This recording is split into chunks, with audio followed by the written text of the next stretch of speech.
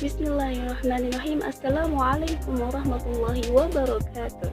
Alhamdulillahirrabbilalamin. Wassalatu wassalamu ala ashrafil anbiya'i wal mursalin Nabiyyina wa habibina Muhammadin wa ala alihi wa sahbihi ajma'in wa man tabi'ahum bi ihsanin ila yaumiddin. Amma ba'du.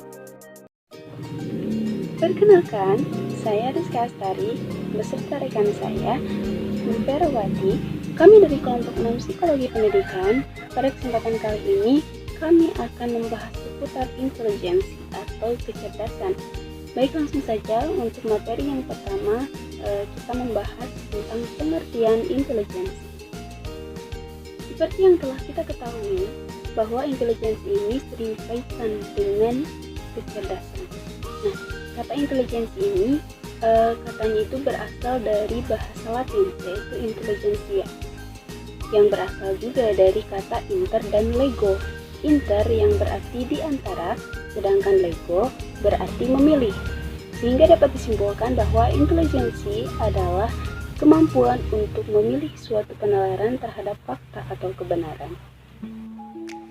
Lalu ada beberapa pakar yang menyebutkan bahwa intelijensi adalah kemampuan untuk bertindak secara terarah, berpikir secara rasional, dan menghadapi lingkungan secara efektif. Itu menurut David Westphal. Selanjutnya menurut Wang Muba, menurutnya ialah intelijensi merupakan suatu konsep mengenai kemampuan umum individu dalam menyesuaikan diri dengan lingkungannya. Nah, kemampuan umum ini terdapat kemampuan yang amat spesifik yang memberikan pada suatu individu suatu kondisi yang memungkinkan tercapainya pengetahuan, kecakapan, atau keterampilan tertentu setelah melalui suatu latihan. Inilah yang disebut bakat. Selanjutnya menurut Karl Buchler, intelijensi adalah perbuatan yang disertai dengan pemahaman atau pengertian. Dan menurut David Webster 1986, menurutnya intelijensi adalah kemampuan untuk bertindak secara terarah, berpikir secara rasional, dan menghadapi lingkungan secara efektif. Nah, intelijensi ini dianggap sebagai faktor yang menentukan berhasil atau tidaknya anak di sekolah. Kecerdasan atau intelijensi ini secara umum dipahami pada dua tingkat, yakni yang pertama, kecerdasan sebagai suatu kemampuan untuk memahami informasi yang membentuk pengetahuan dan kesadaran. Lalu yang kedua, kecerdasan ini sebagai kemampuan untuk memproses informasi sehingga masalah-masalah yang kita hadapi dapat dipecahkan, sehingga pengetahuan pun bertambah. Selanjutnya untuk macam-macam intelijensi, kita di sini mencantumkan ada 9 yang termasuk ke dalam macam-macam intelijensi. Nah, apa saja? Yang pertama, intelijensi keterampilan verbal. Ini merupakan kemampuan untuk berpikir dengan kata-kata dan menggunakan bahasa untuk mengungkapkan makna. Contohnya, seorang anak harus berpikir secara logis dan abstrak untuk menjawab sejumlah pertanyaan tentang bagaimana beberapa hal bisa menjadi mirip. Lalu yang kedua adalah intelijensi keterampilan matematis, yaitu kemampuan untuk menjalankan operasi matematis. Peserta didik ini dengan kecerdasan logikal matematikal yang tinggi ini memperlihatkan minat yang besar terhadap kegiatan eksplorasi. Mereka sering bertanya tentang berbagai fenomena yang dilihatnya, menuntut penjelasan logis dari setiap pertanyaan, dan mereka juga suka mengklarifikasikan benda dan senang berhitung.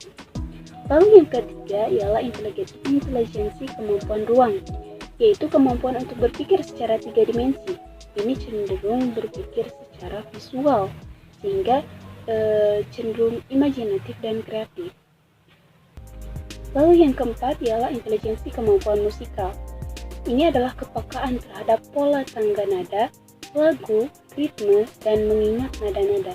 Ia juga dapat mentransformasikan kata-kata menjadi lagu dan menciptakan berbagai permainan musik. Mereka juga pintar melantunkan beat lagu dengan baik dan benar. Mereka juga menggunakan kosakata musikal dan peka terhadap ritme, ketukan, melodi, atau warna suara dalam sebuah komposisi musik. Next. Yang kelima ialah intelijensi keterampilan kinestetik tubuh, Ini merupakan kemampuan untuk memanipulasi objek dan mahir sebagai sifat fisik, senang bergerak, dan juga menyentuh. Mereka memiliki kontrol pada gerakan, keseimbangan, ketangkasan, dan keanggunan dalam bergerak. Mereka mengeksplorasi dunia dengan otak-otaknya. Lalu yang keenam ialah intelijensi keterampilan intrapersonal. Apa itu? Nah, ini merupakan kemampuan untuk memahami diri sendiri dengan efektif, mengarahkan hidup seseorang, memiliki kepekaan perasaan dalam situasi yang tengah berlangsung, memahami diri sendiri, dan mampu mengendalikan diri dalam konflik. Ia juga mengetahui apa yang dapat dilakukan dan apa yang tidak dapat dilakukan dalam lingkungan sosial. Lalu yang ketujuh ialah intelijensi keterampilan interpersonal, yaitu kemampuan untuk memahami dan secara efektif berinteraksi dengan orang lain, pintar menjalin hubungan sosial, serta mampu mengetahui dan menggunakan beragam cara saat berinteraksi. Mereka juga mampu merasakan perasaan, pikiran, tingkah laku, dan harapan orang lain, serta mampu bekerja sama dengan orang lain. Next, yang kedelapan ialah intelijensi keterampilan naturalis. Ialah kemampuan untuk mengamati pola di alam serta memahami sistem buatan manusia dan alam, menonjol ketertarikan yang sangat besar terhadap alam sekitar, termasuk pada binatang di usia yang sangat dini. Mereka menikmati benda-benda dan cerita yang berkaitan dengan fenomena alam. Lalu yang kesembilan atau yang terakhir ialah intelijensi emosional, yaitu kemampuan untuk merasakan dan mengungkapkan emosi secara akurat dan adaptif. Nah, itulah kesembilan yang termasuk dalam macam-macam intelijensi. Untuk pembahasan selanjutnya terkait faktor yang mempengaruhi intelijensi akan disampaikan oleh Bu Vera. Silakan, Bu. Baik, untuk selanjutnya yaitu faktor-faktor yang mempengaruhi inteligensi. Faktor yang mempengaruhi akan inteligensi di sini terdapat 7 faktor. Yang pertama yaitu faktor bawaan. Pembawaan ditentukan oleh sifat-sifat dan ciri-ciri yang dibawa sejak lahir. Bisa dikatakan sebagai batas kemampuan seseorang dalam memecahkan suatu soal. Misalkan dalam suatu kelas terdapat beberapa murid yang mana murid itu sama diberi pelajaran yang sama, diberi pelatihan yang sama, bahkan pengertian yang sama, namun hasilnya bisa berbeda-beda. Kedua yaitu faktor lingkungan. Nah, pemberian makanan yang bergizi merupakan salah satu pengaruh lingkungan yang amat penting, dimulai dari sejak masa kehamilan. Seandainya seorang ibu yang sedang mengandung anaknya memberikan asupan gizi yang baik, itu sangat berpengaruh akan kecerdasan anak tersebut. Kemudian dari faktor lingkungan yang terdekat, yaitu faktor keluarga, orang tua khususnya. Kemudian yang ketiga yaitu stabilitas inteligensi dan IQ. Inteligensi bukanlah IQ. Inteligensi merupakan suatu konsep umum tentang kemampuan individu, sedangkan IQ hanyalah hasil dari suatu tes inteligensi itu. Kemudian yang keempat yaitu faktor kematangan.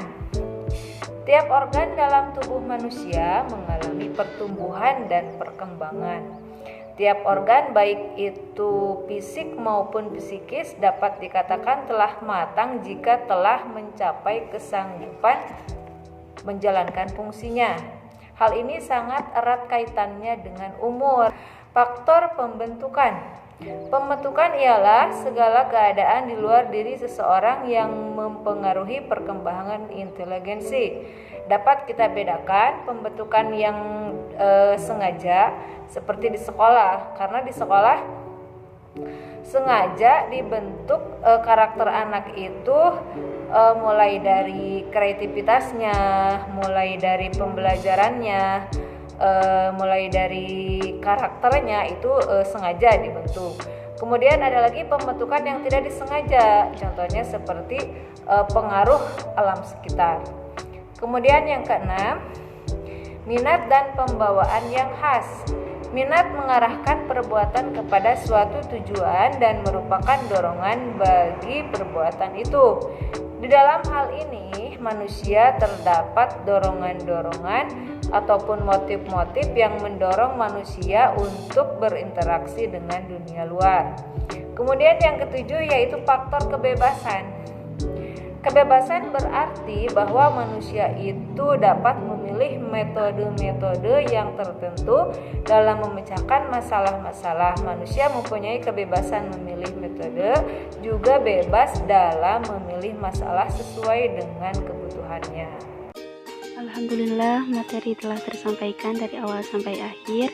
Sebelum kami mengakhiri, kami dari kelompok 6 ingin mengucapkan terima kasih kepada rekan-rekan semua, dan mohon maaf apabila ada tutur kata maupun tingkah laku yang kurang berkenan.